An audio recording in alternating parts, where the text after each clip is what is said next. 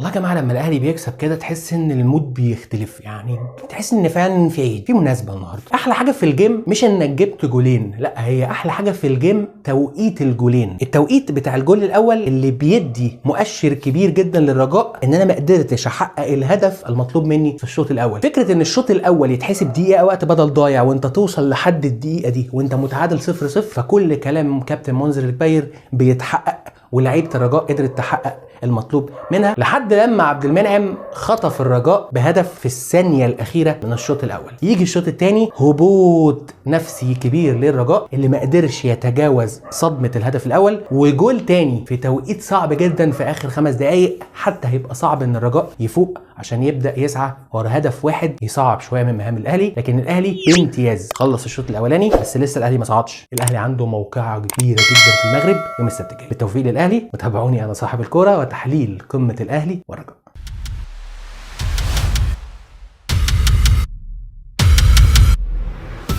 كل الشغل اللي هنتكلم عنه النهارده عن طريق تركايه واحده، يمكن اختلفت شويه في الشوط الثاني لكن الفكره واحده والهدف واحد. دي مرحله بناء هجمه للاهلي. تعال شوف معايا مارسيل كولر بيفكر ازاي، ومنه انت هتبدا تقرا وتفهم الجيم كله كان ماشي ازاي. هنا اليو ديانج بيبدا يتحرك هنا عشان محمد هاني ياخد حريه حركه ويطير لقدام، فبيرسي تاو يخش لجوه عشان يبقى عندك توازن وتنوع هجومي، يشتغل عن طريق الاجناب، وعندك لعيب زي بيرسي تاو يقدر يشتغل من عمق الملعب. بيرسي تاو في العمق، محمد هاني شدد الخط ومتامن هنا بظهره باليو ديانج، فمحمد هاني يقدر وعنده الحريه انه يزيد هجوميا بشكل كويس طالما ظهره محمي. بص بيرسي تاو بيخش في عمق الملعب، والمنطقه اللي الاهلي مركز عليها من بدايه الجيم هي الهاف سبيس، المنطقه ما بين المدافع والظهير سواء يمين او شمال. هي دي المنطقه اللي مركز عليها مارسيل كولر، هي دي نقطه ضعف فريق الرجاء، وهي دي المنطقه اللي الاهلي هاجم منها طول المباراه. بص معايا، مع اختلاف اللعيبه ومع اختلاف الانتشار، هنا محمد هاني على سبيل المثال ثابت في الحاله الدفاعيه بيفتح وبيقطع اليو ديانج، هم بيتبادلوا مع بعض، وبيرسي تاو بيحاول دايما يضم في قلب الملعب عشان يبقى حر، وزي ما قلت لكم يصنع الفارق من عمق الملعب. الكره الطويله من محمد هاني فين؟ في المساحه ما بين الباك وقلب الدفاع، عشان هي دي دايما المنطقه اللي الاهلي بيحاول يخترقها في الجيم النهارده. محمد هاني، بيرسي تاو هو اللي فاتح المره دي، اليو ديانج جوه عمق الملعب. زي ما قلت لكم بيحصل لا مركزيه مع الثلاثي دول، طالما هاني ثابت يبقى اليو ديانج زايد، طالما بيرسي تاو على الخط يبقى اليو ديانج هو اللي جوه، لو العكس هتلاقي اليو ديانج هو اللي على الخط، محمد هاني فاتح وبيرسي تاو ضامن في قلب الملعب. الكره الطويله الكهرباء بينزلها لمين؟ لعمرو السوليه، بالرجوع لمباراه سموحه والرجوع لمباراه فاركو والرجوع كمان لمباراه بيراميدز. هتلاقي ان الاهلي بقى بيشتغل الفتره دي على الارتكازين اللي هم 8 التمانيتين بتوعك هم اللي بيكملوا في الزياده الهجوميه. وبص حسين الشحات جاي بدون اي رقابه او بدون اي مضايقه دفاعيه، لان كله خلاص بقى عينه على السوليه هو اللي موجود هنا. حسين الشحات بيجي من تحت بحريه شديده، دي كانت محتاجه تتحط في زاويه، دي لو في زاويه كانت هتبقى اصعب او كانت ممكن تعمل مشكله للرجاء. بص معايا، اليو ديانج ثابت ورا، اعرف على طول ان محمد هاني فاتح الملعب، وبيرسي تاو ضامن في قلب الملعب بيتحرك في القلب عشان يبقى عندك توازن. زي ما قلت لك عندك الطرفين بيشتغلوا، معلول وهاني، عندك لعيب بيربط الملعب اللي هو بيقوم بدور رقم 10 اللي هو بيرسي تاو على طول،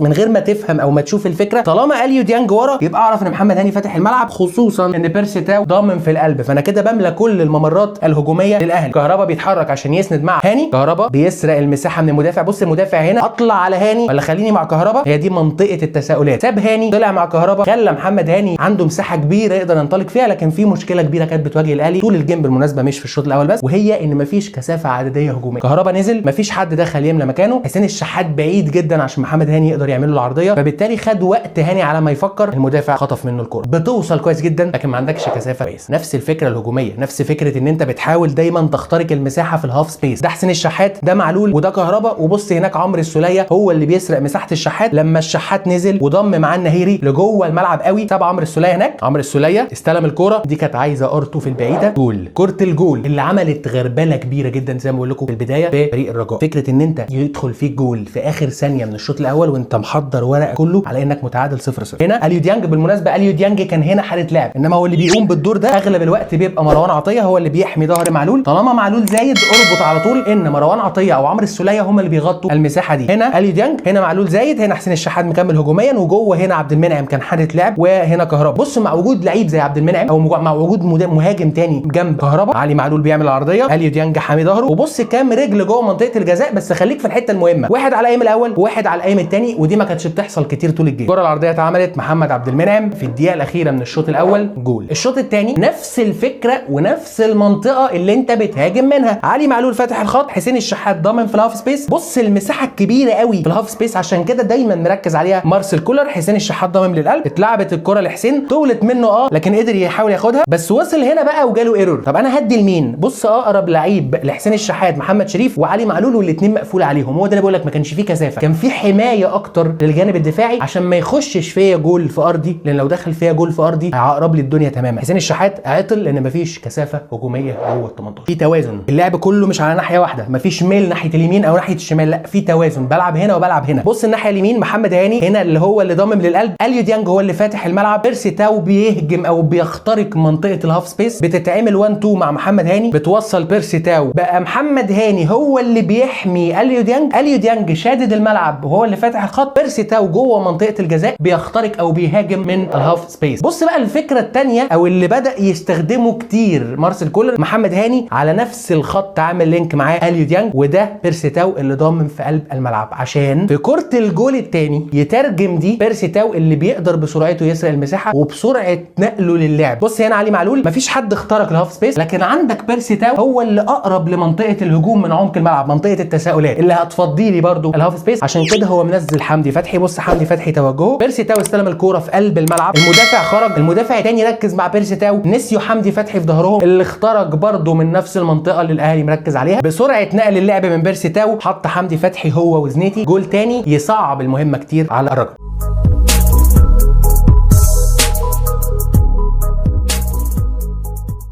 ألف مبروك للأهلي، ونتمنى إن شاء الله يتخطى عقبة الرجاء في الإياب، وبإذن الله 11 يا أهلي من نصيبك. أتمنى الحلقة تكون عجبتكم، لو عجبتكم الحلقة ما تنسوش تعملوا لايك للفيديو، سبسكرايب للشانل، وفعلوا الجرس عشان كل فيديوهاتنا الجديدة توصل لكم.